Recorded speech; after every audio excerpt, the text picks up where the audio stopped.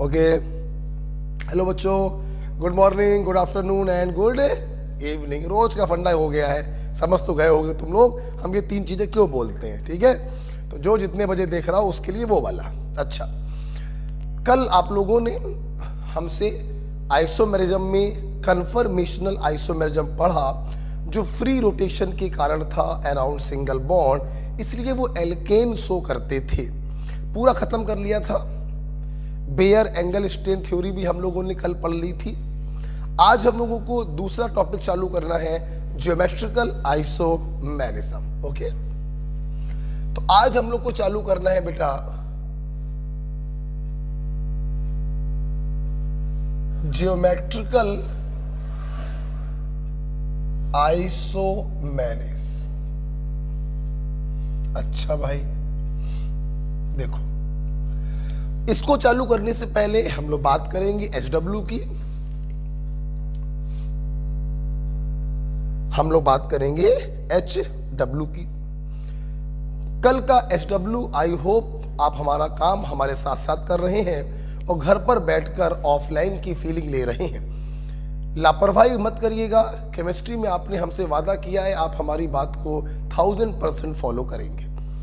कल का हमारा काम था IUPAC के नोट्स हमें रिवाइज करने थे, आप लोगों ने कर लिए होंगे, और आइसोमेरिज्म जितना पढ़ाया था उतना करना था। ठीक है, आज का हमारा काम है, दोबारा से ध्यान रखिएगा, आज का हमारा काम है IUPAC की पूरी सीट, IUPAC की पूरी सीट हमें सॉल्व करनी है, जितने क्वेश्चन है पूरी। और करंट टॉपिक में आइसोमेरिज्म सिंपल रिवाइज करके आना है। ऐसा कर लेते हैं, पूरी सीट अगर ज्यादा हो रहा है आपको तो आप 1 to शायद 75, ठीक है, 1 to 70 क्वेश्चन लगा लीजिएगा। ठीक है, तो IUPAC के 1 to 70 क्वेश्चन आपको लगाने हैं और आइसोमेरिज्म जितना आज पढ़ा देंगे उसको रिवाइज करके आपको आना है। ये आज का HW है। ठीक है, तो जुड़े रहिए मेरे साथ, पढ़ते रहिए मेरे साथ और अपनी प्रिपरेशन को जारी रखिए और मजबूत बनाइए इस HW के साथ। चलिए अपना टॉपिक शुरू करते हैं। मैं ये हटा रहा हूं। देखिए, ज्योमेट्रिकल आइसोमेरिज्म क्या होता है। आप लोगों ने कल पढ़ा था कि फ्री रोटेशन के कारण कन्फर्मेशनल आइसोमेरिज्म होती है। ज्योमेट्रिकल आइसोमेरिज्म क्या होती है लिखेंगे, it arises due to hindered rotation around double bond.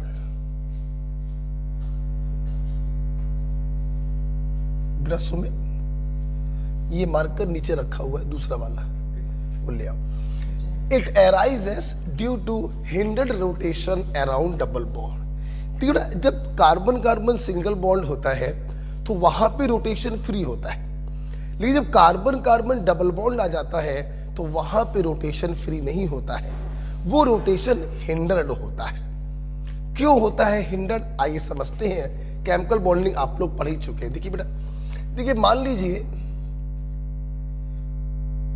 Carbon carbon pi bond बनाना है, तो आपको मालूम है कि पाई बॉन्ड कैसे बनता है, प्योर ऑर्बिटल की लेटरल ओवरलैपिंग से पाई बॉन्ड का फॉर्मेशन होता है, ये सिग्मा बॉन्ड।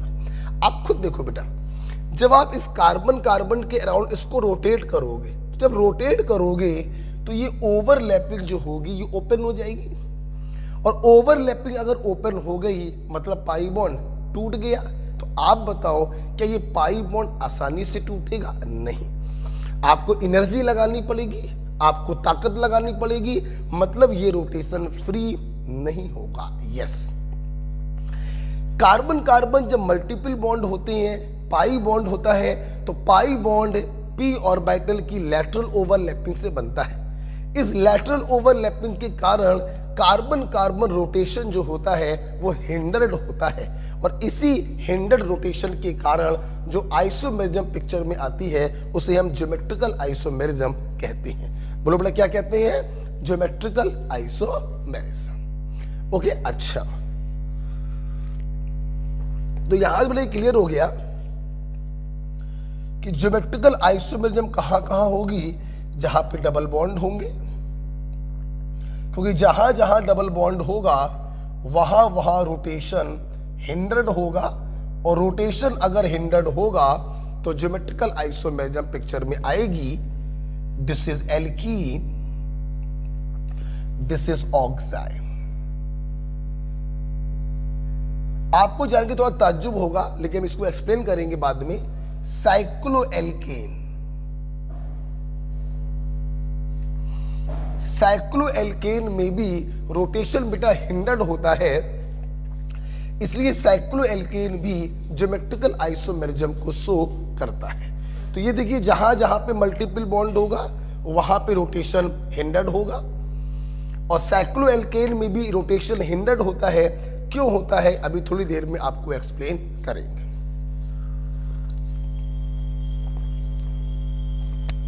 तो geometrical isomerism it arises due to hindered rotation around double bond. Double bond का रोटेशन हिंडर्ड क्यों होता है? क्योंकि पाई बॉन्ड बनता है पी ऑर्बिटल की लैटरल ओवरलैपिंग से।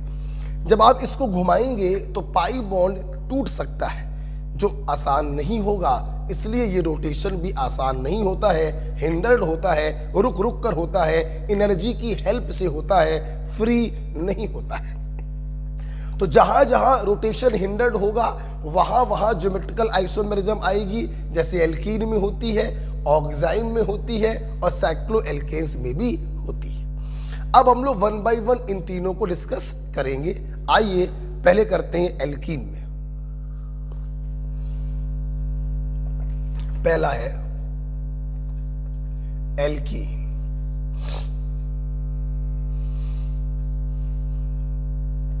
देखिए बेटा, इसमें कोई शक नहीं है, एल्कीन में कार्बन कार्बन डबल बॉन्ड है, पी ऑर्बिटल की लैटरल ओवरलैपिंग है, रोटेशन फ्री नहीं होगा, रोटेशन हिंडर्ड होगा, ज्योमेट्रिकल आइसोमेरिज्म शो करेगा। अब हिंडर्ड रोटेशन के साथ साथ एक कंडीशन और भी है, क्या लिखेंगे?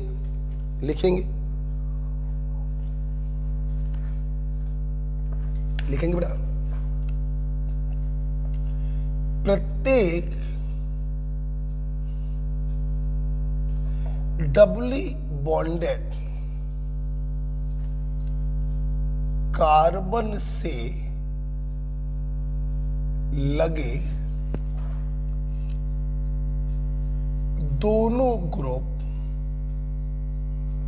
डिफरेंट होने चाहिए।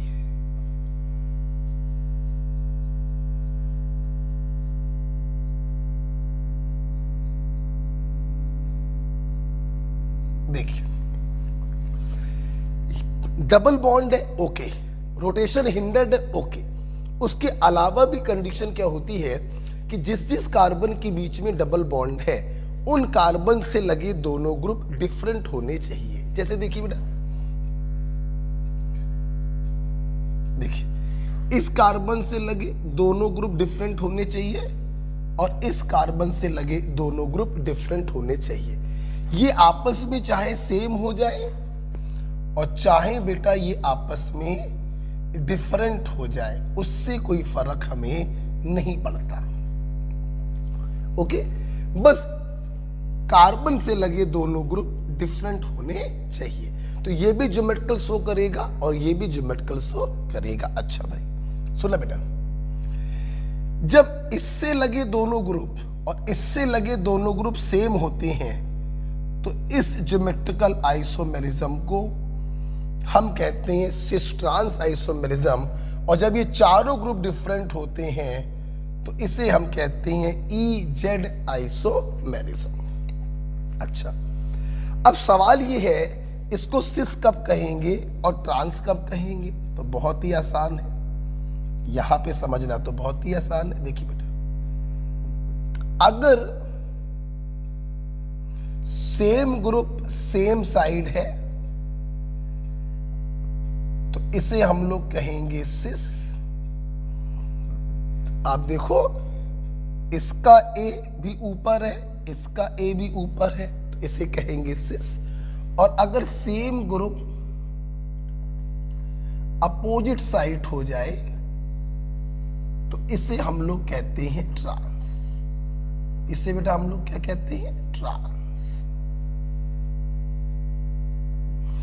ठीक है, तो cis trans, same group same side cis, same group opposite side trans. ठीक है, अब सवाल ये आया कि हम लोग इसे ई और जेड कब कहेंगे?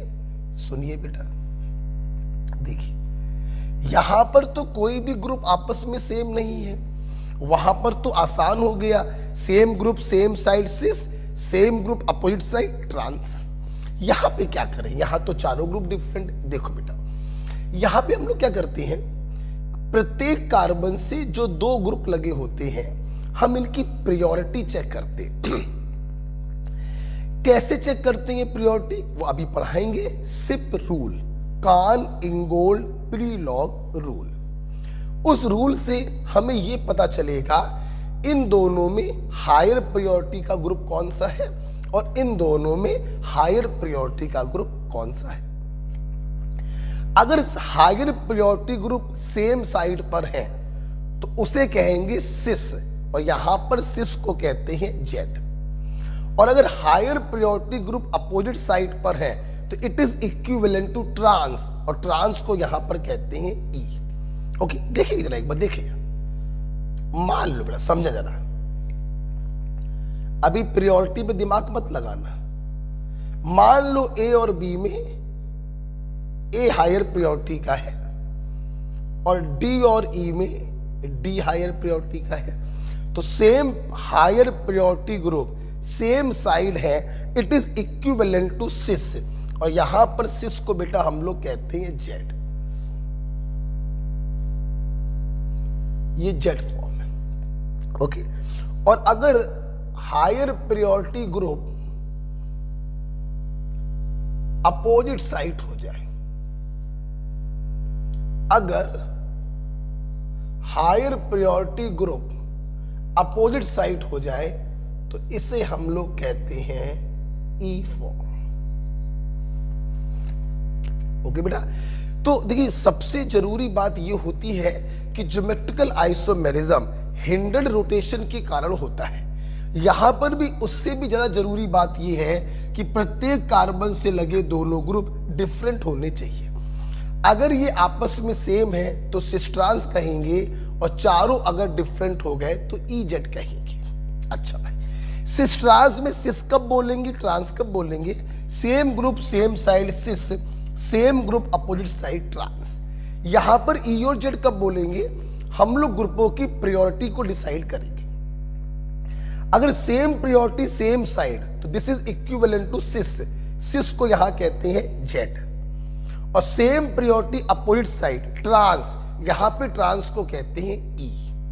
ओके, ध्यान रखिएगा, हम ये नहीं कह रहे हैं कि सिस इज जेड ट्रांस इज ई, मैं ये नहीं कह रहा हूं, ये गलत है।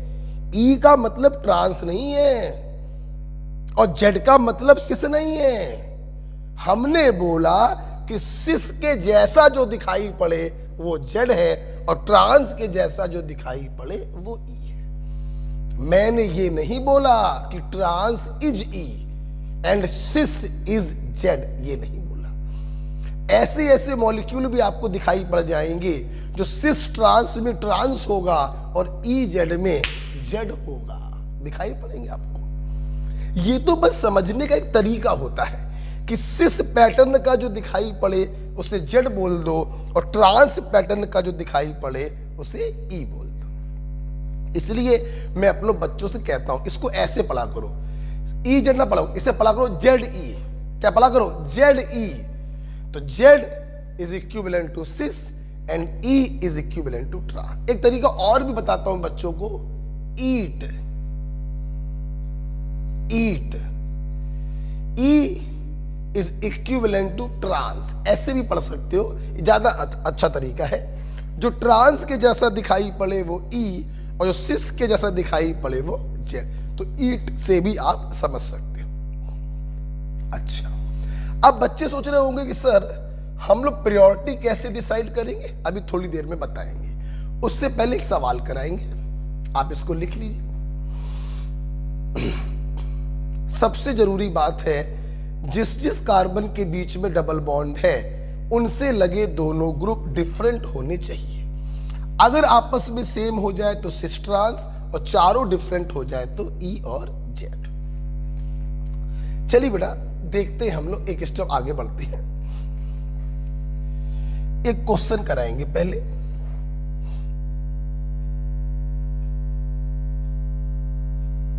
which cannot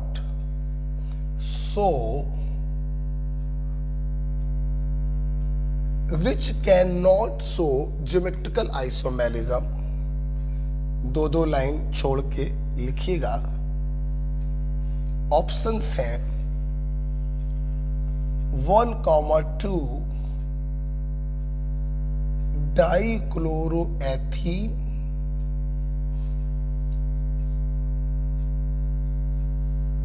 1 फ्लोरोप्रोपीन,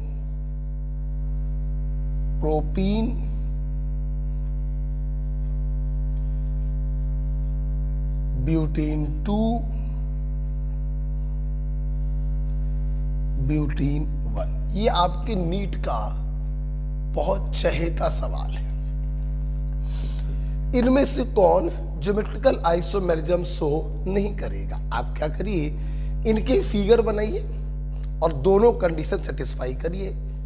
अगर कंडीशन सेटिस्फाई होती है तो शो करेगा, नहीं होती है तो नहीं करेगा। देखिए, एथ का मतलब रूट वर्ड एथ, 2 कार्बन होंगे। मेरे बच्चे जानते हैं, जब नाम से चित्र बनाते हैं नंबरिंग कहीं से कर दीजिए। प्राइमरी सफिक्स इन है, ऑफ कोर्स डबल बॉन्ड होगा। एक Cl लगा है 1 पर, एक Cl लगा है 2 पर। 1,2 डाइक्लोरोएथीन। अच्छा भाई, जो वैलेंसी आपको दिखाई नहीं पड़ रही है ये अंडरस्टूड होता है, उस पर हाइड्रोजन होगा। आप देखिए, डबल बॉन्ड रोटेशन हिंडर्ड होगा और प्रत्येक कार्बन से लगे दोनों ग्रुप डिफरेंट है, मतलब ये ज्योमेट्रिकल आइसोमेरिज्म शो करेगा। हमें वो ढूंढना है जो शो ना करे। आगे बढ़ो। प्रोप, रूट वर्ड नंबरिंग कहीं से कर दो। इन, इन्होंने डबल बॉन्ड की पोजीशन नहीं बताई। बेटा क्या 3 कार्बन में डबल बॉन्ड की पोजीशन बताने की जरूरत है? नहीं, डबल बॉन्ड हमेशा फर्स्ट पोजीशन पर ही होगा। आप अगर यहां पे डबल बॉन्ड लगाते तो नंबरिंग यहां से कर देते। तो 3 कार्बन की एल्कीन में डबल बॉन्ड की पोजीशन बताने की जरूरत नहीं है। राइट। 1 फ्लोरो, 1 पे लगा है फ्लोरो, 1 फ्लोरो प्रोपीन 1। अब सवाल है कि ये शो करेगा कि नहीं। पहले देखिए, रिमेनिंग वैलेंसी पर क्या होगा? हाइड्रोजन। इसकी भी रिमेनिंग वैलेंसी पे क्या होगा? हाइड्रोजन। देखिए सब लोग, डबल बॉन्ड रोटेशन हिंडर्ड होगा। इससे लगे दोनों ग्रुप डिफरेंट हैं और इससे लगे भी दोनों ग्रुप डिफरेंट हैं, मतलब ये भी ज्योमेट्रिकल आइसोमेरिज्म शो करेगा। राइट। देखते हैं ब्यूटीन 2। ब्यूट का मतलब 4 कार्बन, नंबरिंग कहीं से कर दीजिए, उससे कोई फर्क नहीं पड़ता। ब्यूटीन 2 और 3 के बीच में डबल बॉन्ड होगा। रिमेनिंग वैलेंसी पे क्या होगा? हाइड्रोजन। देखिए क्या ये कंडीशन सेटिस्फाई कर रहा है? इस कार्बन से लगे दोनों ग्रुप डिफरेंट हैं और इस कार्बन से भी लगे दोनों ग्रुप डिफरेंट हैं, मतलब ये भी ज्योमेट्रिकल आइसोमेरिज्म शो करेगा। ओके, हम लोग बात करते हैं चौथा वाला, ब्यूटीन 1। नंबरिंग कहीं से कर दीजिए। ब्यूटीन 1 का मतलब है 1 और 2 के बीच में डबल बॉन्ड होगा, रिमेनिंग वैलेंसी पर हाइड्रोजन होगा।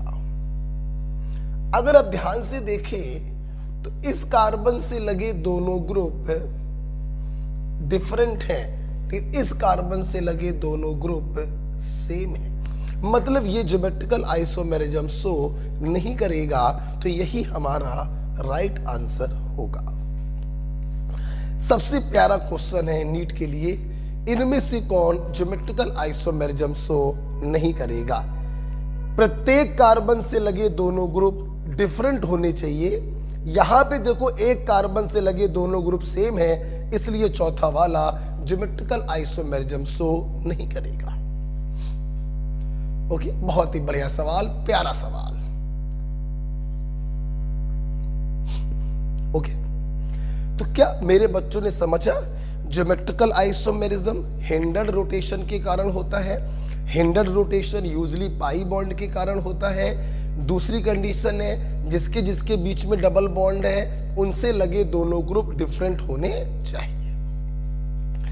ओके, अब आगे चलते हैं। अब हम लोग देखते हैं हाउ टू डिसाइड प्रायोरिटी, क्योंकि सिस ट्रांस में तो कोई प्रॉब्लम नहीं, same group same side cis, same group opposite side trans.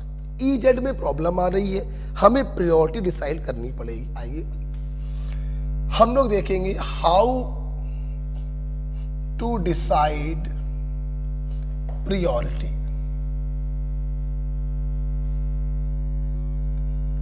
How to decide priority बोले तो सिप रूल, फुल फॉर्म की कोई जरूरत नहीं है, सिप रूल। देखिए तो बच्चों, जिस प्रकार से एक क्लास में 20 बच्चे हैं, कौन सा बच्चा उस क्लास का सबसे होशियार बच्चा है, हाईएस्ट प्रायोरिटी स्टूडेंट, और कौन सा बच्चा उस क्लास का सबसे मतलब निम्न ग्रेड का लोवेस्ट वीकेस्ट बच्चा है, लोअर प्रायोरिटी स्टूडेंट, ये कैसे पता चलेगा?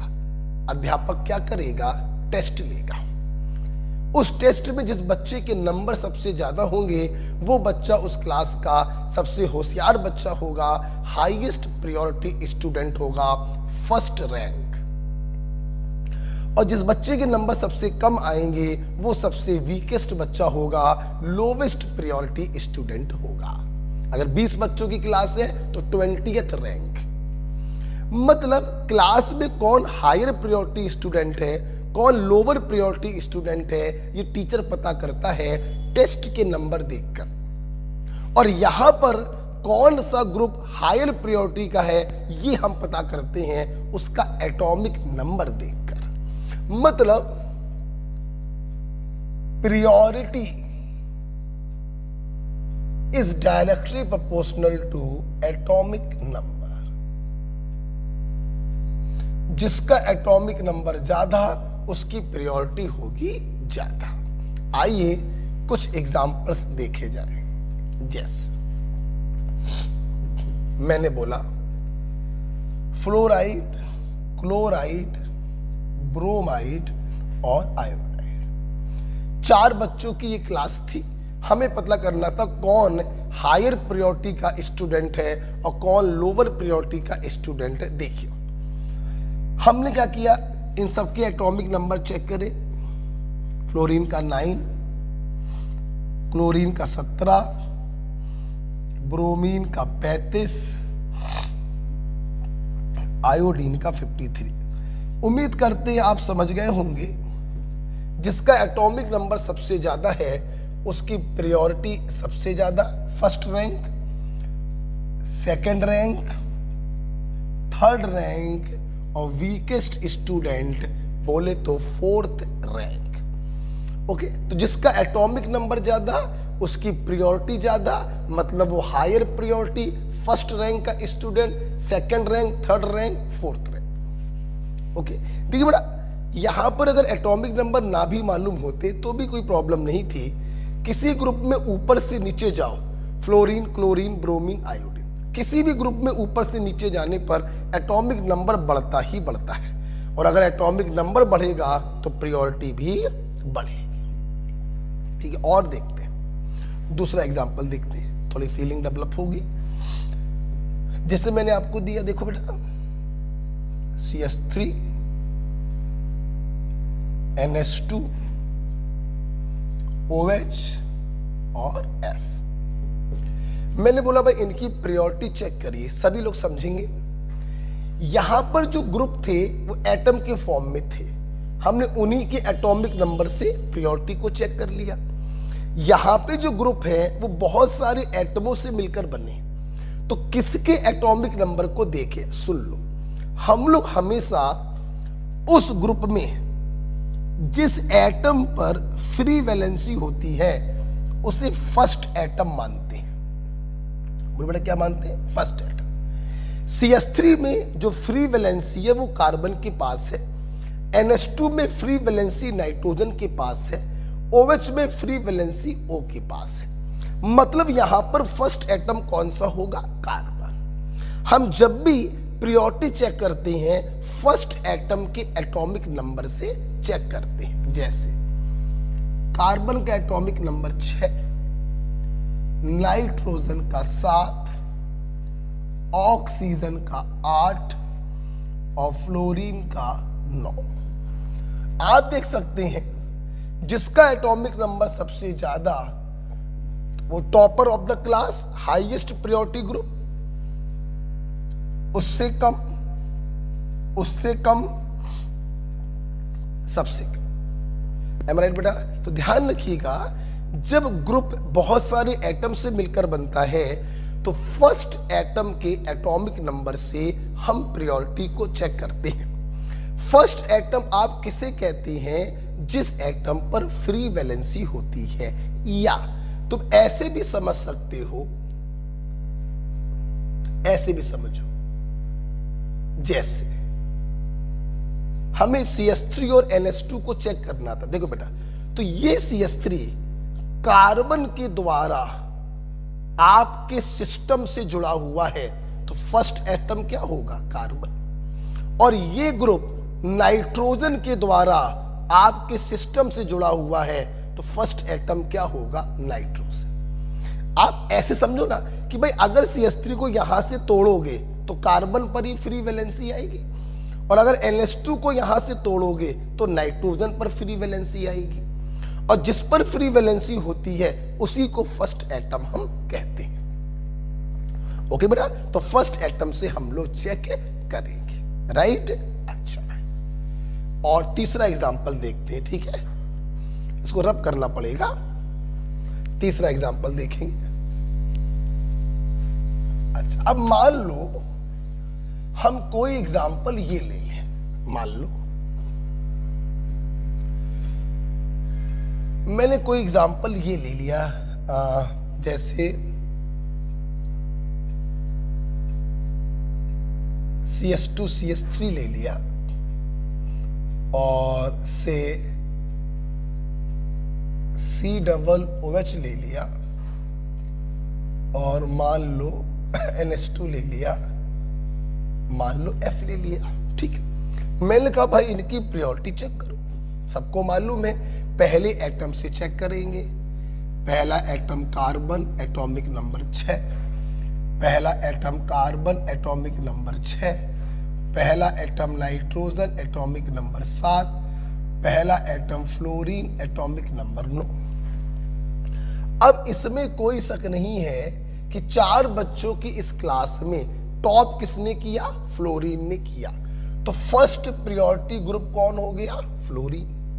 सेकंड रैंक किसकी आई, NH2 की आ गई। अच्छा भाई, अब मेरे बच्चे बताएं, 2 स्टूडेंट के नंबर क्या आए, सेम। मतलब अब कैसे डिसाइड करें कि थर्ड रैंक किसकी है और फोर्थ रैंक किसकी है।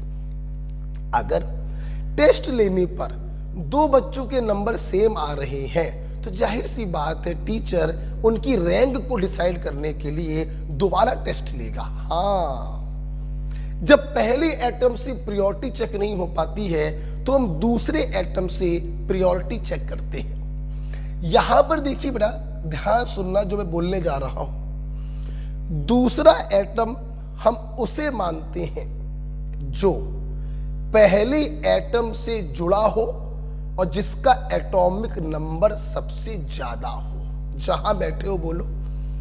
दूसरा एटम हम उसे मानते हैं जो पहले एटम से जुड़ा हो और जिसका एटॉमिक नंबर सबसे ज्यादा हो। जैसे आप देखिए बेटा, पहला एटम कार्बन है, इससे 2 H लगे हैं, एक C लगा है, तो H भी फर्स्ट एटम से जुड़ा है, C भी फर्स्ट एटम से जुड़ा है, तो सेकंड एटम किसको मानोगे? C को मानोगे, जिसका एटॉमिक नंबर ज्यादा हो। यहां पर इस फर्स्ट एटम से O जुड़े हुए हैं, दोनों सेम है, जिसको चाहो उसको मान लो।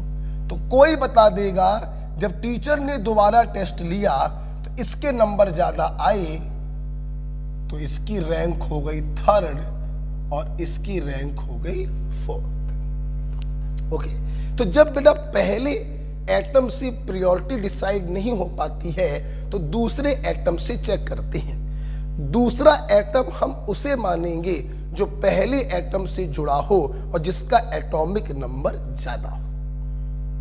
ओके, अगर आपको समझ में आया है तो इसी के ऊपर एक सवाल और करा देते हैं, इसी के ऊपर एक सवाल और करा देते हैं, इसी के ऊपर है।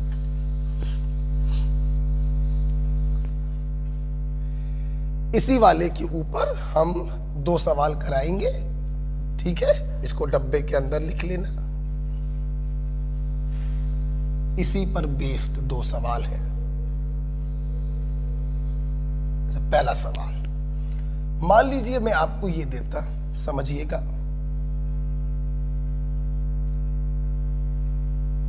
ये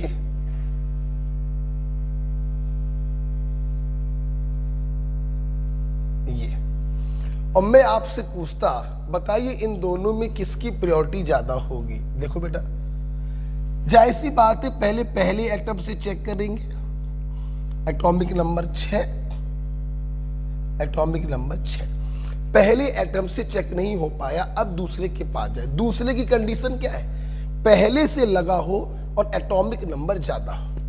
यहां पर पहले से 2 H लगे हैं, एक Cl लगा, तो हमने Cl को दूसरा एटम मान लिया। लेकिन ध्यान दो, यहां पहले से 2 H लगे हैं और एक कार्बन लगा है, ये ब्रोमीन पहले से नहीं लगे हैं, तो यहां पर दूसरा आपने भाई इसको मान लिया जिसका एटॉमिक नंबर ज्यादा। आप ब्रोमीन को दूसरा नहीं मान सकते क्योंकि ब्रोमीन जो है वो सेकंड कार्बन से लगा है, हमें फर्स्ट कार्बन से लगे होने चाहिए। इसलिए कोई भी बता देगा कि इसकी प्रायोरिटी ज्यादा होगी, इसकी प्रायोरिटी कम होगी। ये अगर मान लो फर्स्ट प्रायोरिटी का होगा तो ये मान लो सेकंड प्रायोरिटी का होगा। ठीक है बेटा, तो एक सवाल इसी पर मिलता जुलता मैंने आपको ये करवा दिया। अब एक सवाल और करवा देते हैं, इसी के अंदर लिखिएगा, डब्बे के अंदर। मेरे पास जगह नहीं है तो मैं इस सवाल को रब करूंगा, जगह नहीं है मेरे पास तो मैं इस सवाल को रब करूंगा। कोई मेरा बच्चा कंफ्यूज तो नहीं है ब्रोमीन को लेकर? ब्रोमीन को सेकंड एटम नहीं मान सकते हैं, ये तो सेकंड कार्बन से जुड़ा है। हम सेकंड एटम उसे मानते हैं जो फर्स्ट कार्बन से जुड़ा हो। ठीक है, मैं इसको हटा दे रहा हूं बेटा। ओके, इसको हटा दे रहा हूं। ठीक है, अब एक दूसरा सवाल करते हैं, इसी डब्बे के अंदर करिएगा। ठीक है, क्या है सवाल? देखो, मैंने आपको दिया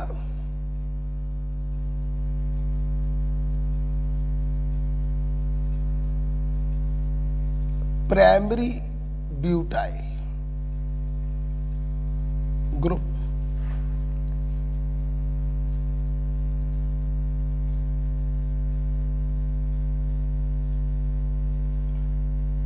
सेकेंडरी ब्यूटाइल ग्रुप और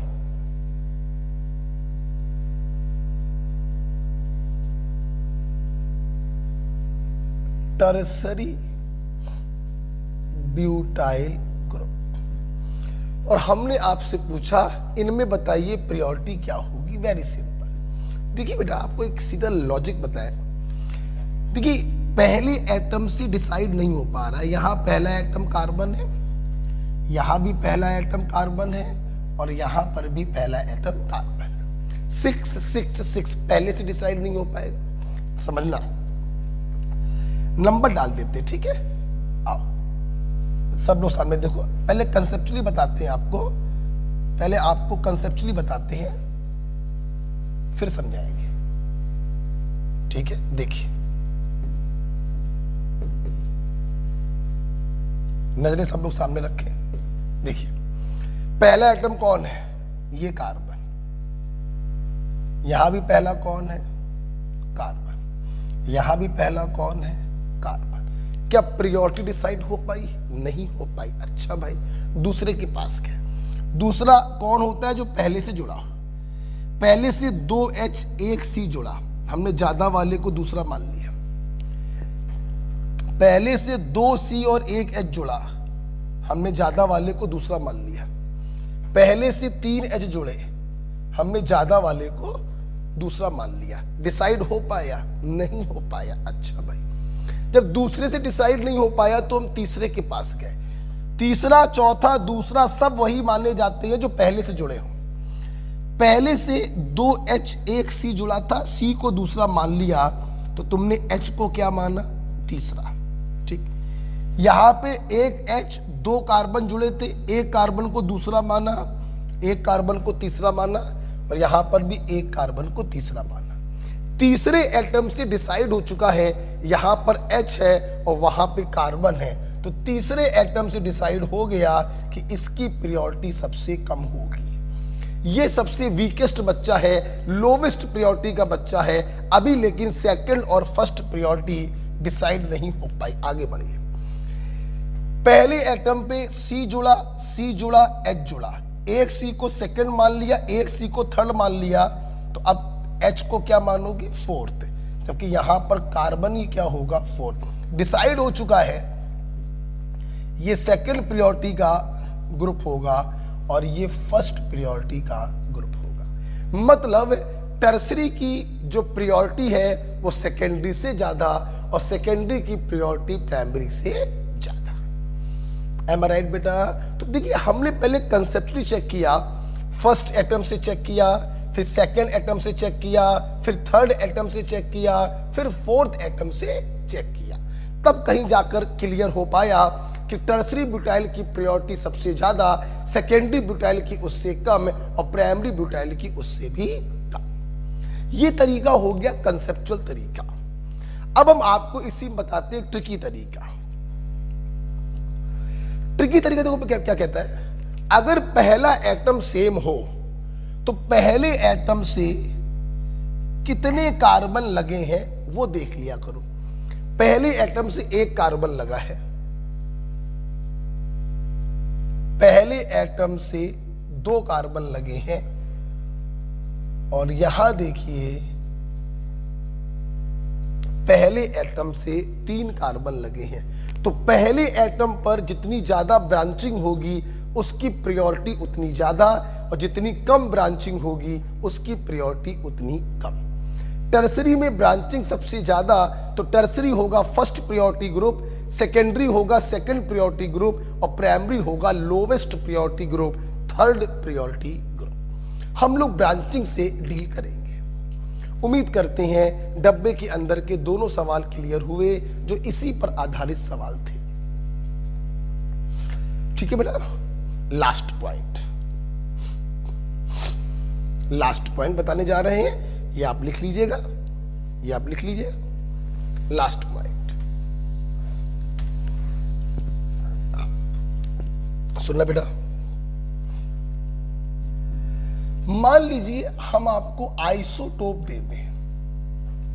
बेटा बोलो क्या दे दें, आइसोटोप। देखिए आइसोटोप हम उन्हें कहते हैं जिनके एटॉमिक नंबर सेम और एटॉमिक मास डिफरेंट हो। देखिए बेटा, अब जब एटॉमिक नंबर सेम हो गए तो जाहिर सी बात है प्रायोरिटी को तो चेक करने का तरीका एटॉमिक नंबर से होता है। एटॉमिक नंबर सेम, अब क्या करें, सुन लो, आइसोटोप के केस में हम प्रायोरिटी एटॉमिक मास से देख लेते हैं। तो इसका एटॉमिक मास सबसे ज्यादा है, इसका उससे कम है, इसका उससे कम है, इसलिए हमारी नजर में इसकी प्रायोरिटी सबसे ज्यादा, इसकी प्रायोरिटी उससे कम और इसकी प्रायोरिटी सबसे कम। ओके बेटा, तो ध्यान रखिएगा आइसोटोप के केस में हम एटॉमिक मास से प्रायोरिटी को कंपेयर करते हैं। ठीक है, अगर आपको ये समझ में आ गया है तो चलिए हम लोग एक स्टेप आगे बढ़ते हैं। हटा रहा हूं उसको। ठीक है, तो this is called CIP rule. पर से चेक करेंगे, उससे ना हो पाए तो दूसरे एटम के एटॉमिक नंबर से चेक करेंगे। एल्किल ग्रुप के केस में फर्स्ट कार्बन पर जितनी ज्यादा ब्रांचिंग होगी उसकी प्रायोरिटी भी उतनी ज्यादा होगी। ओके, आइए आइए क्वेश्चन बनाते हैं।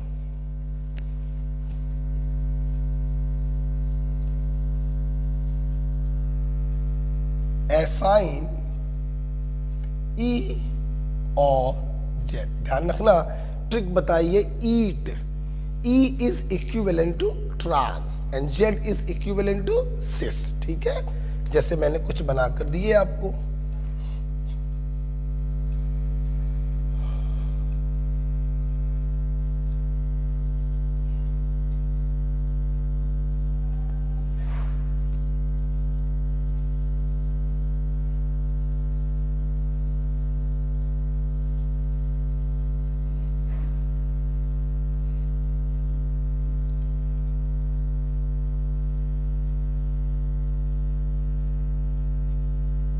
ये दो दिया।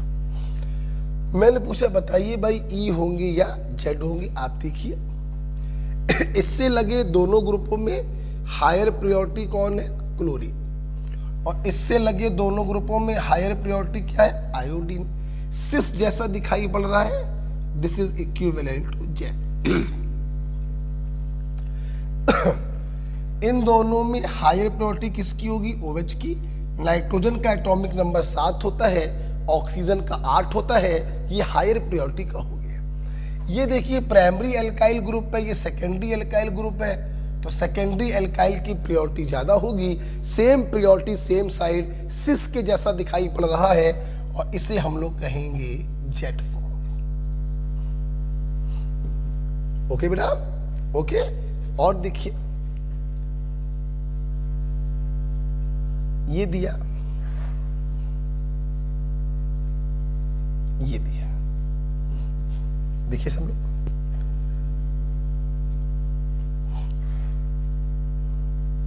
आइए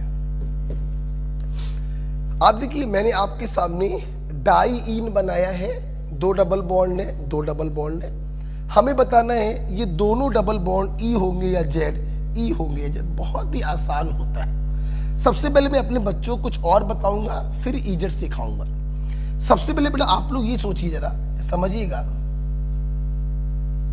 कि ये ज्योमेट्रिकल शो करेंगे भी कि नहीं करेंगे। पहले ये देखिए, देखिए बेटा इस कार्बन को अगर आप देखें तो 3 वैलेंसी दिखाई पड़ रही है।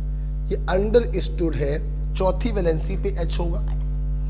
यहां पर भी देखिए इस कार्बन की 3 वैलेंसी दिखाई पड़ रही है, चौथी वैलेंसी पर H होगा।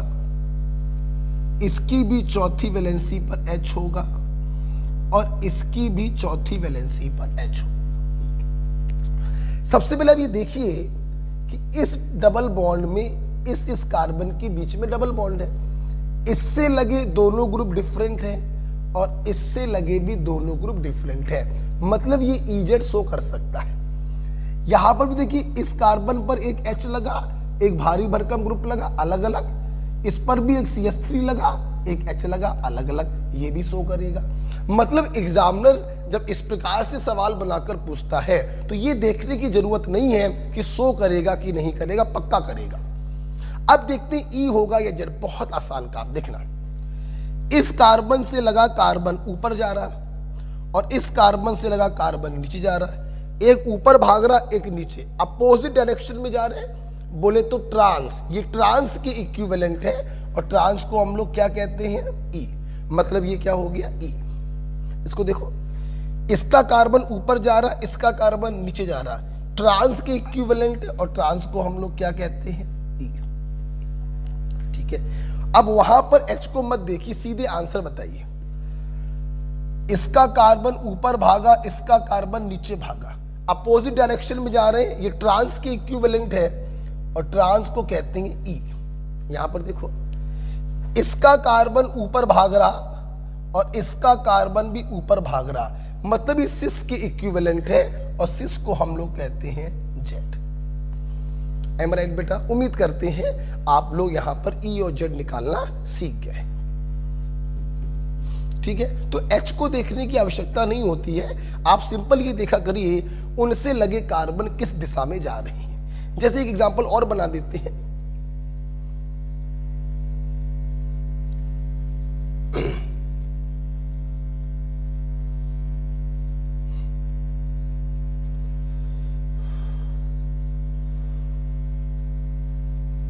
मैंने ये दे दिया, मैंने आपसे पूछा तीनों कार्बन बताइए ई होंगे जब, बड़ा आसान है। देखिए एक नीचे जा रहा एक ऊपर जा रहा, ट्रांस पैटर्न में दिखाई पड़ रहा, मतलब ई। ये देखिए एक ऊपर जा रहा एक नीचे जा रहा, ट्रांस पैटर्न में दिखाई पड़ रहा, बोले तो ई। दोनों के दोनों लेफ्ट में भाग रहे हैं, सिस पैटर्न में दिखाई पड़ रहा, बोले तो जेड। तो इस प्रकार से हम लोग ई जेड नॉमेनक्लेचर कर सकते हैं। ओके, असाइन ई और जेड। उम्मीद करते हैं आपको ये समझ में आ गया होगा। ठीक है, एक सवाल और करेंगे, कितने हो गए? 1 2 3 4 5 हो गए। इसी में एक सवाल हम लोग और करने जा रहे हैं, जब देखिएगा 6वां सवाल इसी में है, उससे आपको कुछ नई चीज सीखने को मिलेगी। क्या? मैंने अभी अभी थोड़ी देर पहले आपसे कहा था हम लोग ट्रांस को ई बोल देते हैं, इसका मतलब ये नहीं है कि E is trans, no no no no no. Trans के जैसा दिखने वाले को ई बोल देते हैं और सिस के जैसे दिखने वाले को जेड बोल देते हैं। इसका मतलब ये नहीं है कि जो जेड होगा वो सिस होगा और जो ई होगा वो ट्रांस होगा, नहीं बेटा। जो ट्रांस होगा वो जेड भी हो सकता है और जो सिस होगा वो ई भी हो सकता है। आओ मैं आपको बताऊं, एग्जाम्पल देखते हैं। इसी में लिख लीजिएगा, 1 2 3 5 हो गए, इसी के आगे 2 और लिख लीजिएगा। कैसे? देखिए बेटा, मैंने आपको ये दिया, समझेंगे सब लोग।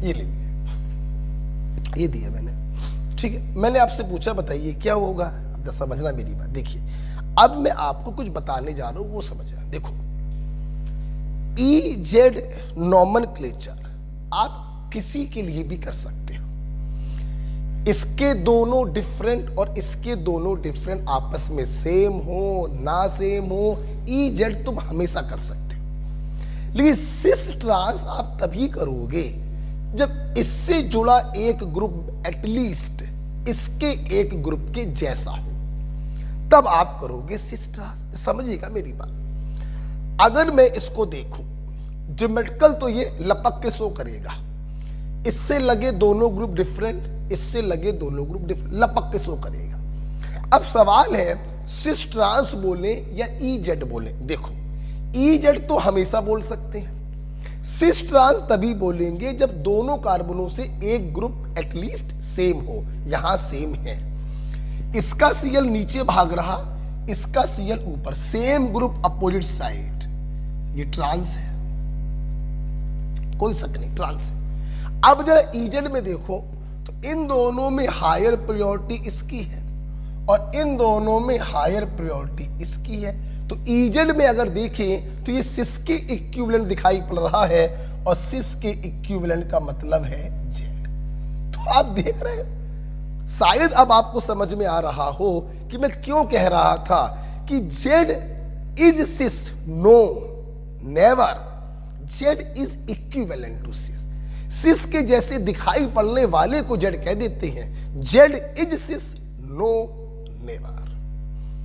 क्लियर? आप देख सकते हैं सिस ट्रांस के पॉइंट ऑफ व्यू से ये ट्रांस है, सेम ग्रुप अपोजिट साइड पर है, और ई जेड के पॉइंट ऑफ व्यू से ये जेड है क्योंकि higher priority group same side पर है। मैं उम्मीद करता हूं आपको ये पॉइंट समझ में आ गया होगा।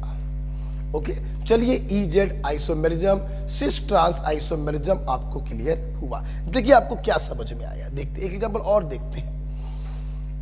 बताइए ईजेड से करेंगे कि सिस ट्रांस से करेंगे कि दोनों से करेंगे, सोच के बताइएगा।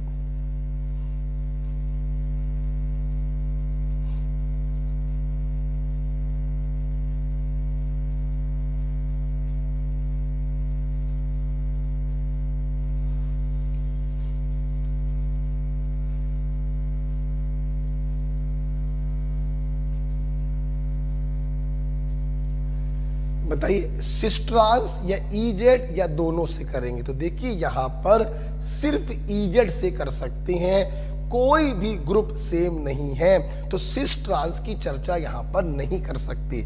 या तो यहां ई बोलोगे या फिर यहां जेड बोलोगे। तो क्या बोलोगे? तो उम्मीद करते हैं समझ गए होंगे। इन दोनों में हायर प्रायोरिटी इसकी है और इन दोनों में सीएल आ जाने के कारण हायर प्रायोरिटी इसकी है। ट्रांस के जैसा प्रतीत हो रहा है, so this is E form. ना इसको सिस बोल सकते हो और ना इसको ट्रांस बोल सकते हो, जबकि यहां पर ईजेड से भी नाम किया जा सकता है और सिस ट्रांस से भी नाम किया जा सकता है। ओके, चलिए आपको ये समझ में आ गया होगा, हम आगे बढ़ेंगे। नेक्स्ट अगला बड़ा पॉइंट देखिए, लिखेंगे सिस ट्रांस ईजेड। जब समझ में आ गया तो यहां पे लिखेंगे बेटा geometrical isomer have similar chemical property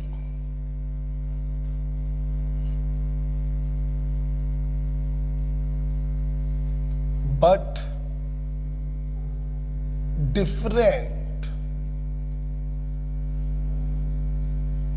different physical property।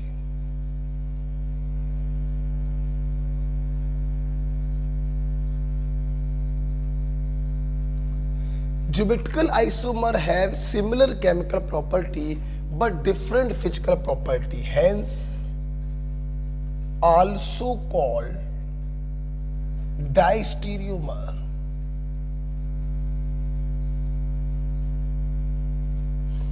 ध्यान रखना बेटा, ज्योमेट्रिकल आइसोमर को हम डायस्टीरियोमर भी कह सकते हैं क्योंकि इनकी केमिकल प्रॉपर्टी तो लगभग सेम होती है, लेकिन फिजिकल प्रॉपर्टी में डिफरेंस होता है। केमिकल प्रॉपर्टी का बेटा मतलब होता है किसी से रिएक्शन करके प्रोडक्ट बनाना, और फिजिकल प्रॉपर्टी का मतलब होता है melting point, boiling point, solubility, density. तो इनकी फिजिकल प्रॉपर्टी में डिफरेंस है लेकिन केमिकल प्रॉपर्टी सेम होती है, इसीलिए हम लोग ज्योमेट्रिकल आइसोमर को डायस्टीरियोमर भी कहते हैं। मैं आपको बताना चाहूंगा सिस ट्रांस में जो ट्रांस आइसोमर है, स्टेबिलिटी और मेल्टिंग पॉइंट, ये दो फिजिकल प्रॉपर्टी ऐसी होती हैं जो ट्रांस की ज्यादा होती है सिस से। बाकी सारी केमिकल प्रॉपर्टी सिस की ज्यादा होती है ट्रांस से। स्टेबिलिटी और मेल्टिंग पॉइंट दो चीजें ट्रांस की ज्यादा हैं, बाकी सारी चीजें सिस की ज्यादा होती हैं। अदर चीजें सिस की ज्यादा होती हैं ट्रांस। तो ध्यान रखना बेटा, स्टेबिलिटी ट्रांस की ज्यादा है, मेल्टिंग पॉइंट ट्रांस का ज्यादा है, लेकिन बॉइलिंग पॉइंट सिस का ज्यादा होगा, डाइपोल मूवमेंट सिस का ज्यादा होगा, रिफ्रैक्टिव इंडेक्स सिस का ज्यादा होगा, सॉल्युबिलिटी सिस की ज्यादा होगी, हीट ऑफ हाइड्रोजनेशन सिस की ज्यादा होगी। ट्रांस की सिर्फ दो चीजें ज्यादा होती हैं, स्टेबिलिटी और मेल्टिंग पॉइंट। ओके बेटा, सुनना स्टूडेंट ध्यान दो, सब ध्यान दो बेटा। चूंकि बेटा सिस और ट्रांस जो फॉर्म होती हैं इनकी फिजिकल प्रॉपर्टी में डिफरेंस होता है, हमेशा ध्यान रखना।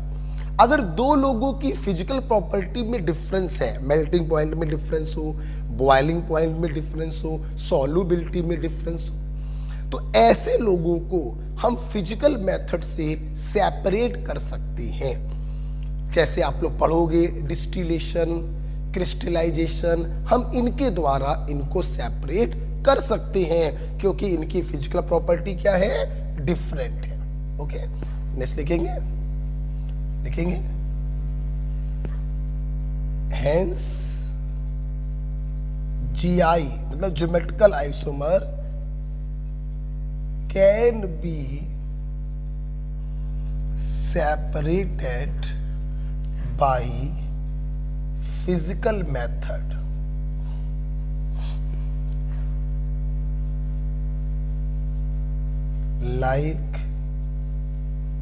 like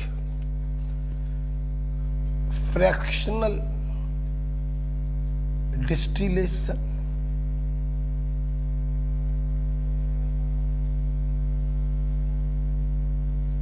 crystallization,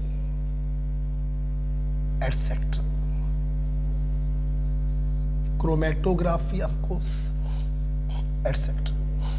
तो ज्योमेट्रिकल आइसोमर को हम सेपरेट कर सकते हैं by physical methods like fractional distillation, crystallisation and chromatography. तो इस प्रकार से मेरे छात्रों ने एल्कीन का पहला एग्जाम्पल पढ़ा जहां पर हिंडर्ड रोटेशन था पाई बॉन्ड के कारण, और फिर हम लोगों ने सिस, ट्रांस और इजेड को पढ़ा। यहाँ पे मेरे बच्चों ने पढ़ा जिस जिस कार्बन के बीच में डबल बॉन्ड है उनसे लगे दोनों ग्रुप डिफरेंट होने चाहिए। इजेड नॉमेनक्लेचर सबके लिए कर सकते हैं, क्योंकि सिस ट्रांस तभी करेंगे जब एटलीस्ट दोनों में एक ग्रुप कॉमन हो। ज्योमेट्रिकल आइसोमर को हम डायस्टीरियोमर भी कहते हैं। इनकी फिजिकल प्रॉपर्टी डिफरेंट और केमिकल प्रॉपर्टी सेम होती है। चूंकि फिजिकल प्रॉपर्टी डिफरेंट है इसीलिए इनको फिजिकल मेथड से हम सेपरेट कर सकते हैं। ओके बेटा, तो पहला एग्जाम्पल खत्म हुआ एल्कीन। आप क्या करेंगे, 2 मिनट के लिए नहीं 3 मिनट के लिए वीडियो को पॉज करेंगे और पूरा रिवाइज करेंगे। ओके,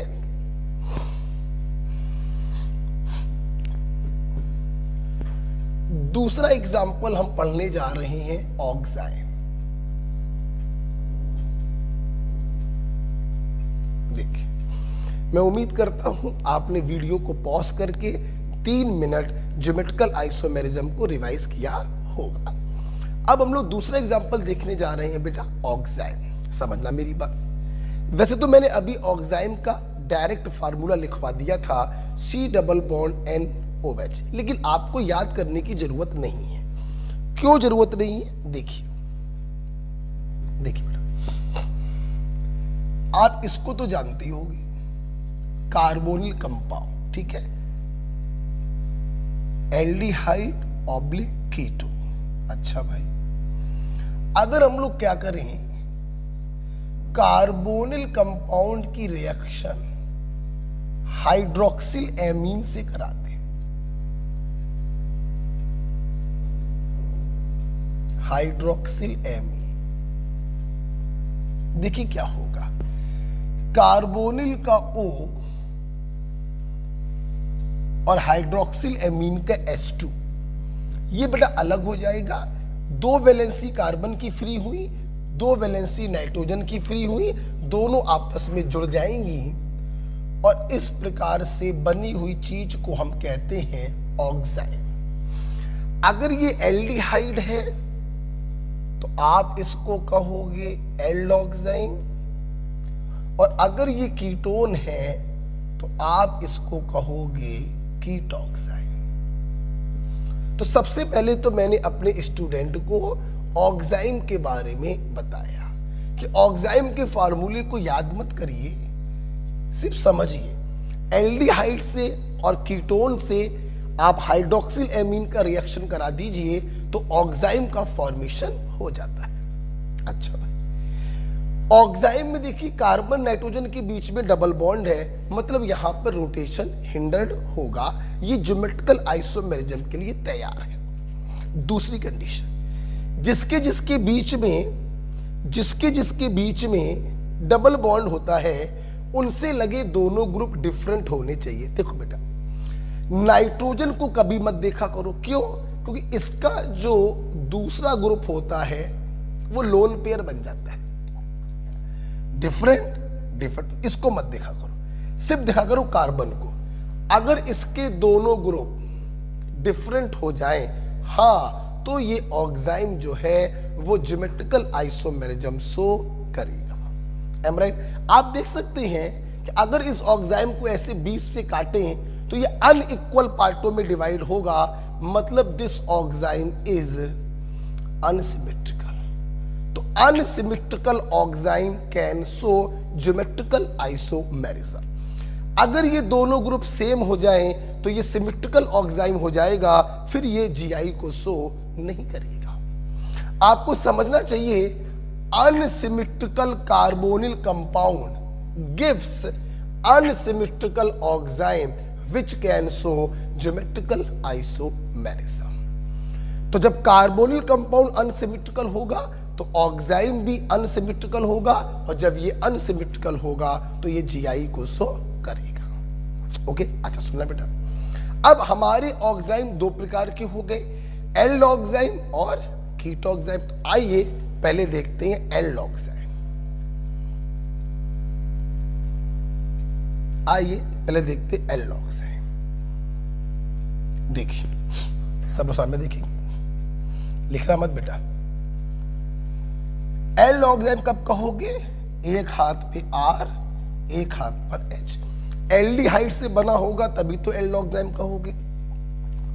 क्या ये ज्योमेट्रिकल शो करेगा? बिल्कुल सर करेगा, इसको देखने की जरूरत नहीं। और इससे लगे दोनों ग्रुप डिफरेंट, बिल्कुल करेगा। अब सिस कब कहेंगे और ट्रांस कब कहेंगे? तो सुनो बेटा ध्यान से, अगर ये जो OH है, N से लगा OH, अगर N से लगा OH H के तरफ है तो दिस इज सिस। और ध्यान रखिएगा, ऑक्साइड के केस में हम सिस नहीं बोलते हैं, सिन बोलते हैं। क्या बोलते हैं? सिन। और अगर ये OH H के अपोजिट हो जाए तो इसे हम कहते हैं ट्रांस।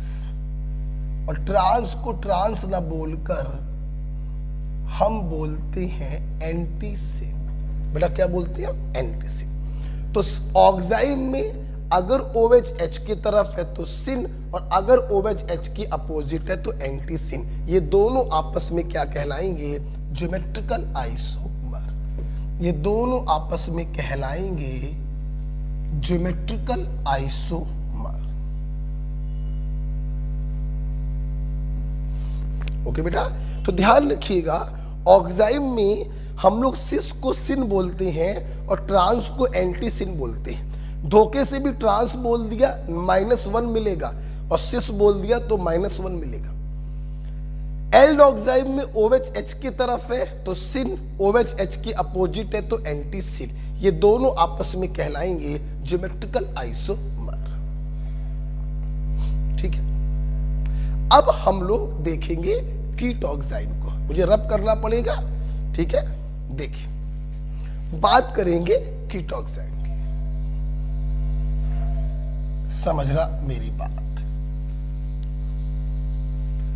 इधर देखिए,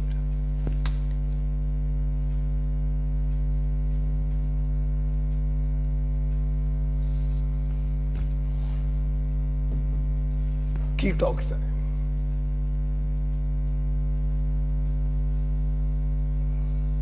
देखिए, कीट ऑक्साइड का मतलब है जो कीटोन से बना होगा। प्लीज सब लोग पेन कॉपी अपनी बंद कर दो और सामने देखो। सबसे पहले आप लोग ये बताइए, क्या ये कीट ऑक्साइड है? बिल्कुल है। इससे लगे दोनों ग्रुप कार्बन है, मतलब ये कीट ऑक्साइड तो है। लेकिन क्या ये ज्योमेट्रिकल आइसोमेरिज्म शो करेगा? तो नहीं करेगा, क्योंकि दोनों ग्रुप क्या हो गए? सेम। तो अगर आपको ज्योमेट्रिकल शो कराना है तो दोनों ग्रुप डिफरेंट होने चाहिए, तो मैंने यहां पे लगा दिया इथाइल। ओके, ये कीटोक्साइम भी है और ज्योमेट्रिकल आइसोमेरिज्म शो भी करेगा। अच्छा, शो करेगा तो जाहिर सी बात है इसके दो बनेंगे, एक सिस बनेगा और एक एंटी सिन बनेगा। ओके, देखो एक बनेगा सिन और एक बनेगा एंटी सिन। अब ध्यान से समझने योग्य बात क्या है, देखो इसमें कोई शक नहीं, ये दोनों आपस में ज्योमेट्रिकल आइसोमर है। सवाल ये है सिन किसको बोले और एंटी सिन किसको बोले। सुनो, एल्डोक्साइम में H की तरफ OH है तो वो सिन है, H के अपोजिट OH है तो वो एंटी सिन है। लेकिन बेटा कीटोक्साइम में हम दोनों GI को सिन के रूप में भी नाम कर सकते हैं और एंटी सिन के रूप में भी नाम कर सकते हैं। जैसे अगर तुम इसका नाम सिन के रूप में करोगे तो ये सिन किसके रेस्पेक्ट में है, इथाइल के रेस्पेक्ट में। तो पहले लिखोगे इथाइल, फिर लिखोगे मिथाइल और फिर लिखोगे कीटोक्साइम। तुम इसका नाम एंटी सिन के रूप में भी कर सकते हो। ये एंटी सिन किसके रेस्पेक्ट में, मिथाइल। तो पहले लिखोगे मिथाइल, फिर लिखोगे इथाइल और फिर लिखोगे कीटोक्साइम। ओके, सिमिलरली उसका नाम भी दोनों तरीके से कर सकते हो। अगर इसका नाम एंटी सिन के रूप में करोगे तो एंटी सिन ये इथाइल के रेस्पेक्ट में है, तो पहले इथाइल फिर मिथाइल और फिर कीटोक्साइम। और अगर उसका नाम सिन के रेस्पेक्ट में करना है तो सिन ये मिथाइल के रेस्पेक्ट में है, तो पहले लिखोगे मिथाइल, फिर लिखोगे इथाइल और फिर लिखोगे कीटोक्साइम। मतलब कीटोक्साइम में हम दोनों ज्योमेट्रिकल आइसोमर का नाम सिन के रूप में भी कर सकते हैं और एंटी सिन के रूप में भी कर सकते हैं। यस, ये दोनों आपस में ज्योमेट्रिकल आइसोमर है, इसमें कोई संदेह नहीं। मैं उम्मीद करूंगा मेरे छात्रों को ऑक्साइम का केस समझ में आया होगा। Okay,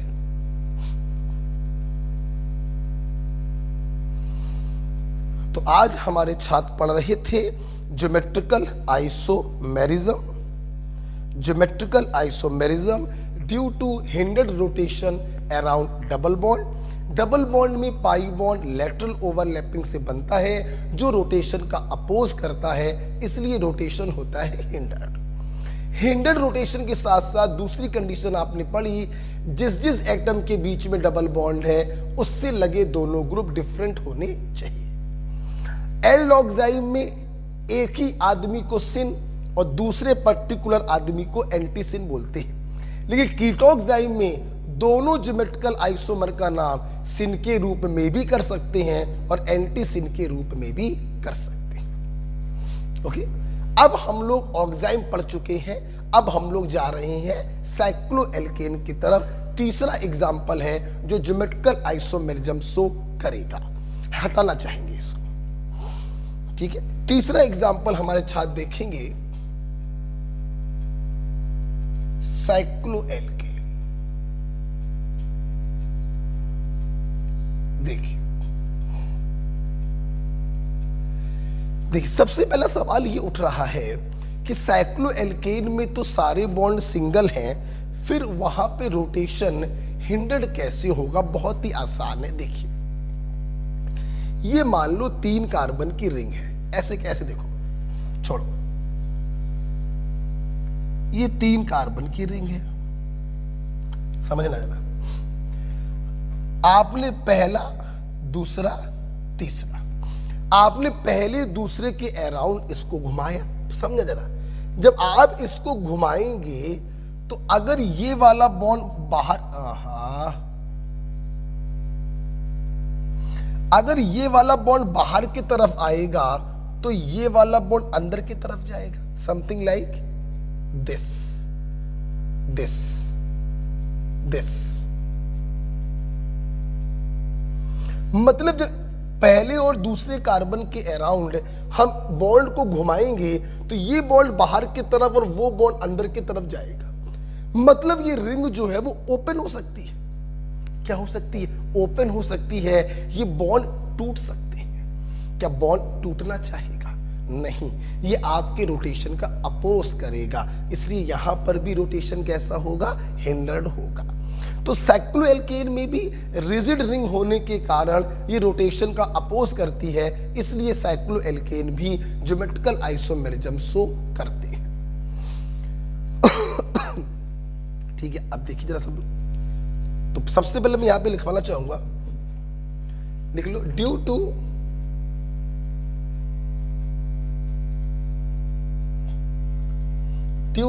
rigid ring rotation is hindered.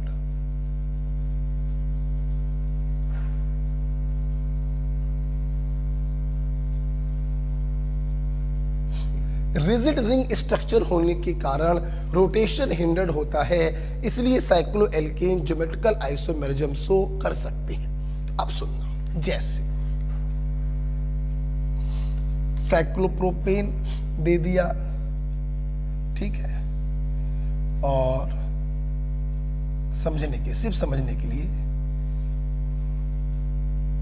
Methyl cyclobutane दे दिया, ठीक है, और 1,4 डाई मिथाइल साइक्लोहेक्सेन दे दिया। सवाल पूछा इनमें से कौन जीआई शो करेगा? वेरी सिंपल, तुमने अभी अभी एल्कीन से देखा, जिस एटम के बीच में हिंडर्ड रोटेशन है उनसे लगे दोनों ग्रुप डिफरेंट होने चाहिए। एल्कीन में C डबल बॉन्ड C, इससे लगे भी डिफरेंट हो, इससे लगे भी डिफरेंट हो। ऑक्साइड में C double bond NOH, C से लगे दोनों ग्रुप डिफरेंट होने चाहिए। वही चीज इसमें भी है। अब इसमें हिंडर्ड रोटेशन देखो बेटा, तो इस कार्बन और इस कार्बन के अराउंड भी रोटेशन हिंडर्ड होगा, इस कार्बन और इस कार्बन के अराउंड भी रोटेशन हिंडर्ड होगा। तो कोई भी दो ऐसे कार्बन देखो जिनसे लगे दोनों ग्रुप डिफरेंट हो, इसके तो दोनों सेम है, इसके भी दोनों सेम है, और इसके भी दोनों सेम है। हमें मिनिमम दो कार्बन चाहिए हैं जिनसे लगे दोनों ग्रुप डिफरेंट हो। यहां पर तो एक भी कार्बन नहीं है, इसलिए ये ज्योमेट्रिकल आइसोमेरिज्म शो नहीं करेगा। अच्छा, यहां पर आए, देखिए इसके अराउंड भी रोटेशन हिंडर्ड होगा, इसके अराउंड भी रोटेशन हिंडर्ड होगा, और इसके अराउंड भी रोटेशन हिंडर्ड होगा। अच्छा, अब हमें दो कार्बन ऐसे चाहिए हैं जिनसे लगे दोनों ग्रुप डिफरेंट हो। आप देखो, इस कार्बन से लगे दोनों ग्रुप डिफरेंट है, एक कार्बन तो मिल गया, लेकिन ध्यान दो यहां पर भी दोनों क्या लगे हैं? H, यहां पर भी दोनों क्या लगे हैं? H, और यहां पर भी दोनों क्या लगे हैं? H। तो अगर आप ध्यान से देखें तो सिर्फ एक ही कार्बन ऐसा मिल रहा है जिससे लगे दोनों ग्रुप डिफरेंट है, बाकी कोई भी कार्बन ऐसा नहीं मिल रहा। मतलब ये भी ज्योमेट्रिकल आइसोमेरिज्म शो नहीं करेगा। Am I right? मिनिमम दो कार्बन ऐसे होने चाहिए जिससे लगे दोनों ग्रुप डिफरेंट हो। यहां पर आइए, उम्मीद करते समझ गए होंगे, दूर दिखाई पड़ रहा है। इस कार्बन पर एक CH3 एक H, और इस कार्बन पर भी एक CH3 एक H। आप देखिए यहां पर दो कार्बन ऐसे मिल गए हैं जिनसे लगे दोनों ग्रुप डिफरेंट हैं, इसलिए ये ज्योमेट्रिकल आइसोमेरिज्म शो करेगा। ज्योमेट्रिकल आइसोमेरिज्म का मतलब है डियर, ये बनाएगा सिस और ट्रांस। ध्यान देखो सब लोग,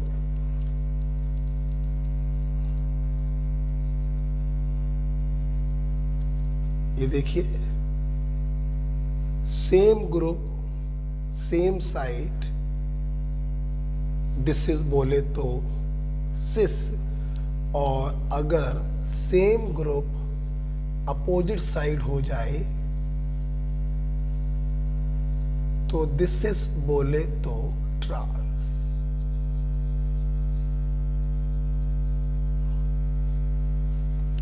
ओके, तो कोई नई चीज नहीं है। जैसे हम लोग एल्कीन और ऑक्साइड में कर रहे थे वही साइक्लो एल्केन में है कि मिनिमम 2 कार्बन ऐसे होने चाहिए जिनसे लगे दोनों ग्रुप डिफरेंट हो। अगर ऐसा है तो वो ज्योमेट्रिकल आइसोमेरिज्म शो करेगा, same group same side cis, same group opposite side trans. Right बेटा, नोट कर लीजिए।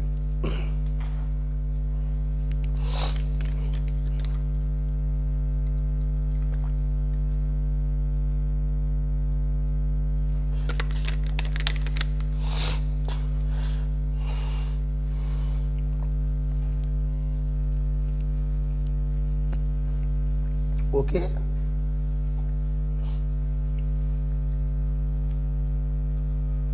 अब जब भी मैं ये चीज पढ़ाता हूं तो मैं यहां पर अपने छात्रों से कहूंगा कि एक पॉइंट नोट कर लीजिएगा कहीं पर हाशिए हाशिए में। देखिए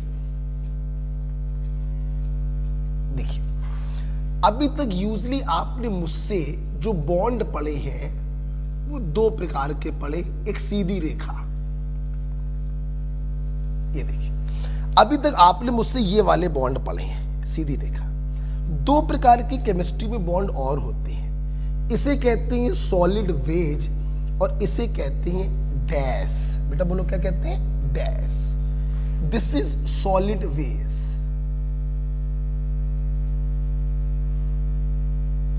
और इसे कहते हैं डैश। देखिए बेटा, जो सॉलिड वेज होता है ना बेटा, इससे लगे ग्रुप का मतलब होता है कि that group is above to the plane of the paper, आपकी तरफ। और डैश से लगा जो ग्रुप होता है ना वो below to the plane of the paper. हम कहना क्या चाहते हैं? देखिए, अगर इस बोर्ड को बाहर निकालना है तो वेज से जो ग्रुप लगा होगा वो इस प्रकार का होगा, above to the plane of the paper. और डैश से जो ग्रुप लगा होगा वो इस प्रकार का होगा, below to the plane of the paper. तो ध्यान रखना, वेज से लगा ग्रुप होता है अबव टू प्लेन, ओके। और डैश से बेटा मतलब होता है बिलो टू प्लेन। इसको आप कहीं पर लिख लीजिएगा। सॉलिड वेज का मतलब अबव टू प्लेन और डैश का मतलब बिलो टू प्लेन। अब देखिए, मैं आपसे कहना क्या चाहता था, आपको सिस बनाना था, ठीक है? तो आप सिस ऐसे भी बना सकते थे, आप सिस ऐसे भी बना सकते थे।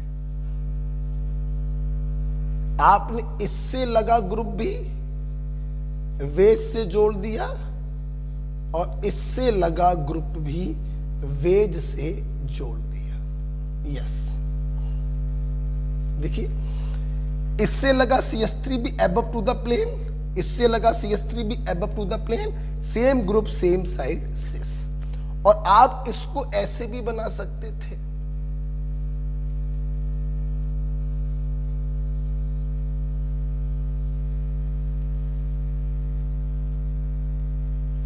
एक को लगा दिया वेज से और एक को लगा दिया डैश से। तो एक हो गया अबव टू द प्लेन, दूसरा हो गया below to the plane, opposite direction में हो गए, तो this is equivalent to trans. Right? तो मैंने अपने छात्रों को वेज डैश फार्मूला भी दिखाया और साइक्लो एल्केन में कब शो होगा कब शो नहीं होगा ये भी मैंने आपको बताया। Okay,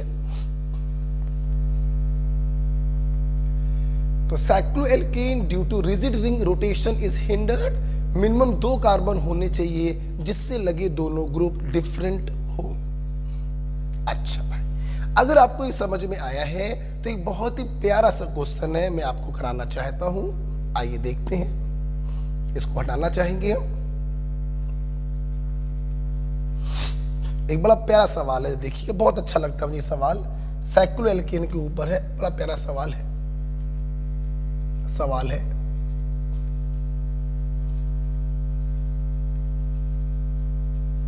which cannot show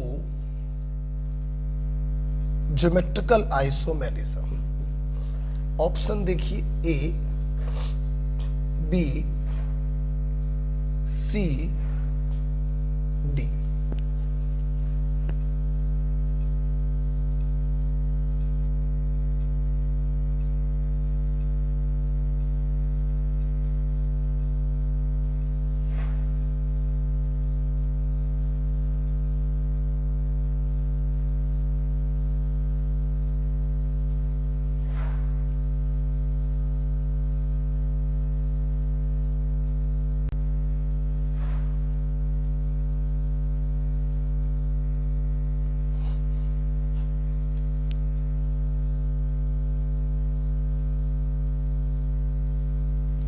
video को पॉज करिएगा और इसका आंसर मुझे बताइएगा, ठीक है? मैं करने जा रहा हूं। देखिए, साइक्लोएल्केन में मिनिमम 2 कार्बन होने चाहिए जिनसे लगे दोनों ग्रुप डिफरेंट हो। आप देखिए पहले वाले में इस कार्बन को देखिए, एक Cl है, एक H है, मेरे काम का है। यहां पर भी देखिए एक Cl है, एक H है, मेरे काम का है। हमें 2 कार्बन ऐसे मिल चुके हैं जिनसे लगे दोनों ग्रुप डिफरेंट हैं, ये ज्योमेट्रिकल आइसोमेरिज्म शो करेगा। खैर इसमें तो एक कार्बन और भी आपको मिल गया जिससे लगे दोनों ग्रुप डिफरेंट है। हमारा काम 2 से ही हो गया था, तीसरा और मिल गया तो कोई दिक्कत नहीं है, ज्योमेट्रिकल शो करेगा। यहां पर देखिए इस कार्बन पर एक Cl एक H, इस कार्बन पर एक Cl एक H, मेरा काम तो इतने से ही हो गया, लेकिन इसके पास एक और भी कार्बन है जिससे लगे दोनों ग्रुप डिफरेंट हैं, तो ये भी Gi शो करेगा, ये भी Gi शो करेगा। यहां पर देखिए इस कार्बन से एक H एक Cl, इस कार्बन से एक H एक Cl, यस ये Gi शो करेगा। हमारा काम 2 से ही हो गया, इसके पास एक और भी कार्बन है, ऑफ कोर्स ये भी शो करेगा। ना चौथे वाले को देखिए, बड़ा इंटरेस्टिंग है। ये वाला तो भाई ज्योमेट्रिकल के लिए तैयार बैठा है, एक H एक Cl।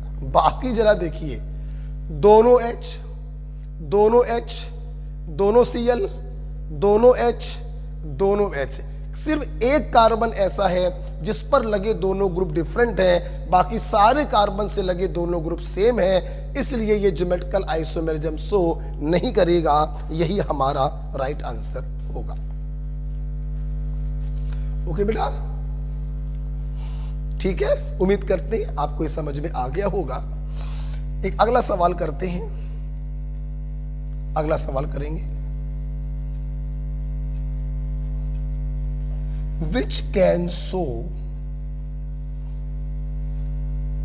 Geometrical isomerism. इनमें से कौन ज्योमेट्रिकल आइसोमेरिज्म शो करेगा, जरा इसको देखेंगे। ए, बी, सी, डी। ऑप्शन देखिएगा जरा।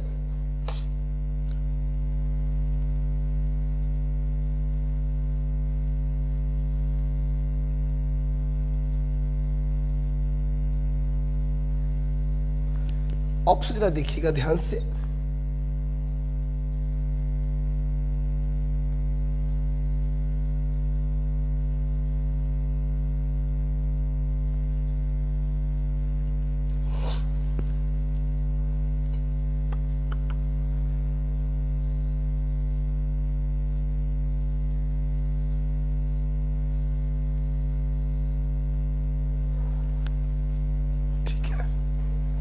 और मैंने आपको दिया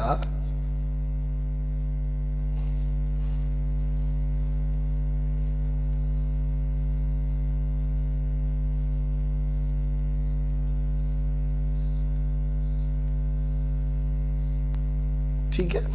मैंने आपसे पूछा इनमें से कौन ज्योमेट्रिकल आइसोमेरिज्म शो करेगा, ये सवाल मैंने आपसे पूछा। इधर देखो, ध्यान से बेटा देखेंगे। देखिए बेटा, कार्बन कार्बन डबल बॉन्ड है, अच्छा रोटेशन कैसा होगा, हिंडर्ड रोटेशन होगा। अच्छा भाई, अब आपको देखना ये है कि जिसके जिसके बीच में डबल बॉन्ड है उससे लगे दोनों ग्रुप डिफरेंट होने चाहिए। देखिए इस कार्बन से लगे दोनों ग्रुप क्या है, डिफरेंट है, इसमें तो कोई प्रॉब्लम नहीं है। ठीक है, इसमें तो कोई प्रॉब्लम नहीं है। समझा जब ये क्या हो गया, अच्छा सॉरी वो बैक हो गया, ठीक है।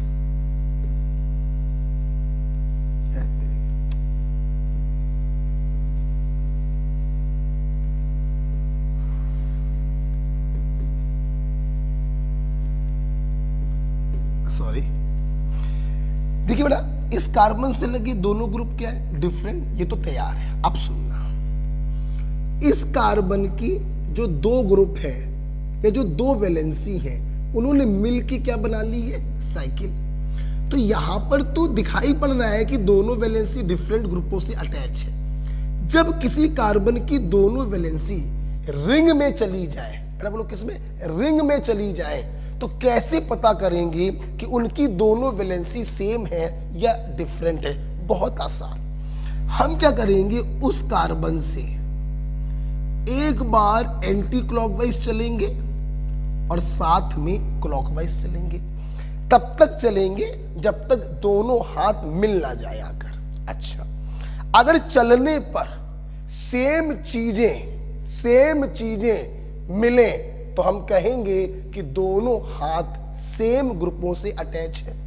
और अगर चलने पर कहीं पर भी डिफरेंस मिल जाए तो हम कहेंगे कि दोनों वैलेंसी डिफरेंट ग्रुपों से अटैच है। जैसे देखो बेटा, चले एक सी मिला, चले एक सी मिला, फिर चले सी मिला, फिर चले सी मिला, फिर चले सी पर सब्स्टिट्यूएंट, फिर चले सी पर सब्स्टिट्यूएंट। आपकी रिंग खत्म हो गई, कहीं पर भी डिफरेंस नहीं मिला, मतलब इसके दोनों वैलेंसी सेम ग्रुपों से अटैच है, मतलब ये ज्योमेट्रिकल आइसोमेरिज्म शो नहीं करेगा।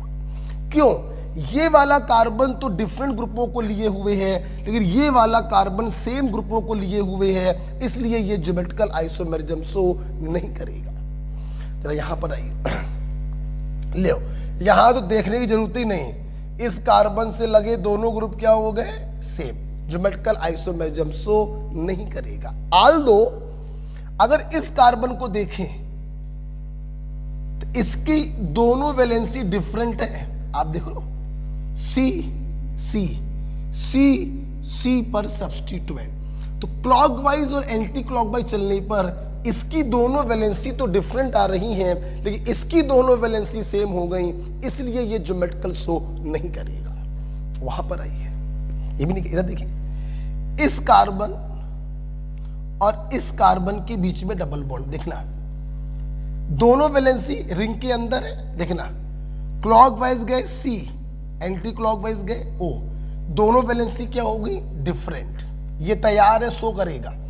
इसको देखो सी सी, इसके क्लॉकवाइज और एंटी क्लॉकवाइज चलने पर सेम चीजें मिल रही हैं, तो एक कार्बन तो तैयार है, दूसरा कार्बन तैयार नहीं है, दोनों कार्बन तैयार होने चाहिए, दोनों से लगे डिफरेंट ग्रुप होने चाहिए, इसलिए ये भी ज्योमेट्रिकल आइसोमेरिज्म शो नहीं करेगा। ये वाला कार्बन के दोनों ग्रुप डिफरेंट है, इस कार्बन के दोनों ग्रुप सेम है, तो ये भी ज्योमेट्रिकल आइसोमेरिज्म शो नहीं करेगा। लास्ट वाले को देखिए, इस कार्बन और इस कार्बन के बीच में डबल बॉन्ड है, देखना इससे लगे दोनों ग्रुप डिफरेंट, एंटी क्लॉकवाइज गए सी मिला, क्लॉकवाइज गए ओ मिला, दोनों वैलेंसी डिफरेंट। इसको देखो, क्लॉकवाइज गए सी मिला, एंटी क्लॉकवाइज गए तो सी पर सब्स्टिट्यूएंट मिला, कहने का मतलब दोनों वैलेंसी डिफरेंट, इसकी भी दोनों वैलेंसी डिफरेंट, इसकी भी दोनों वैलेंसी डिफरेंट, अर्थात ये ज्योमेट्रिकल आइसोमेरिज्म शो करेगा। तो आप लोग देख सकते हैं कि इसमें ज्योमेट्रिकल आइसोमेरिज्म कौन शो कर रहा है, चौथा वाला शो कर रहा है। ये क्वेश्चन डबल बॉन्ड एल्कीन को लेकर था, ये क्वेश्चन साइक्लो एल्कीन को लेकर था। इस प्रकार से हम लोग ये कह सकते हैं कि हमारा ज्योमेट्रिकल आइसोमेरिज्म क्या हो गया है, खत्म हो गया है।